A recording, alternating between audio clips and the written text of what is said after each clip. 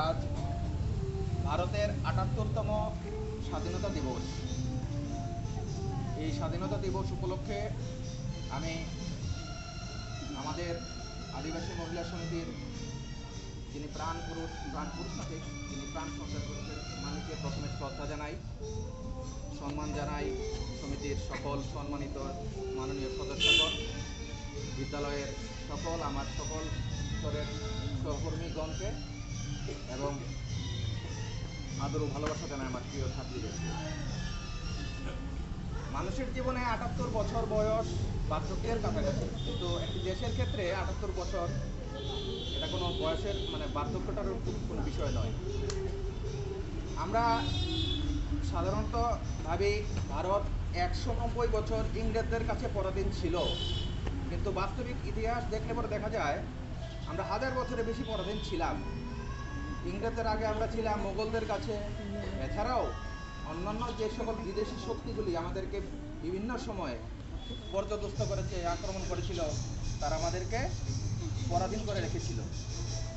সেই সকল কিছু সময় কাটিয়ে আমরা ১৯৪৭ সালের ১৫ই আগস্ট আজকের দিনে ইংরেজদের হাত থেকে স্বাধীনতা লাভ করি।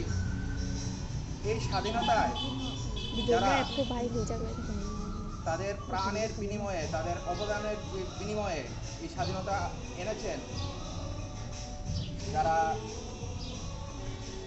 নাম করেছেন বা নামের বাইরে রয়েছেন, তাদের সবাইকে শ্রদ্ধা জানাই। ৪৭ পরে থেকে আজ ২০২৪ স্বাধীনতা অর্জন করলে তার হয় না, দেশ গঠন করার জন্য অনেকেই দেশের জন্য অবদান রেখেছেন, তাদেরকেও আজকে শ্রদ্ধা জানানোর দিন। আজ এই ৭৮তম স্বাধীনতা দিবসের সময় এসে আমাদের দেশ সারা বিশ্বে একটি শক্তিশালী রাষ্ট্রে পরিণত হয়েছে।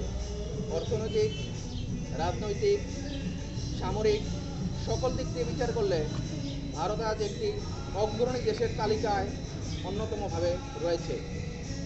এই স্থানটিকে পাওয়ার জন্য দেশের বিভিন্ন স্তরের বিভিন্ন জনগণ তাদের অবদান রেখেছেন। তাদের অবদানের ফলেই আজ আমরা এই দিনটিতে আসতে পেরেছি। আমার আগে যারা এখানে বক্তব্য রেখেছে স্বাধীনতা দিবস সম্পর্কে তারা যথেষ্ট বলেছেন। আমরা যারা বর্তমানে যেই প্রজন্ম আছি, আমাদের কর্তব্য যারা স্বাধীনতা অর্জনের জন্য এবং স্বাধীনতার পরবর্তী সময়ে দেশকে এগিয়ে নিয়ে যাওয়ার জন্য অবদান রেখেছেন, তাদের এই কর্মকাণ্ডকে সুচারুরূপে এগিয়ে নিয়ে যাওয়া, একটি ভালো মানুষ হয়ে কাজ করে যাওয়া, এই দায়িত্বটি আমাদের সকলে। আমরা যারা স্কুলে পড়াশোনা করছি, পরবর্তীতে আমরা দেশের নাগরিক হব, আমাদের উপর দেশের ভবিষ্যৎ নির্ভর করবে। তাই আমরা যেন পড়াশোনার পাশাপাশি একজন সত্যিকারের নাগরিক হিসেবে, ভালো নাগরিক হিসেবে হয়ে উঠতে পারি, সেই চেষ্টা আমাদের ভেতর থেকেই করতে হবে।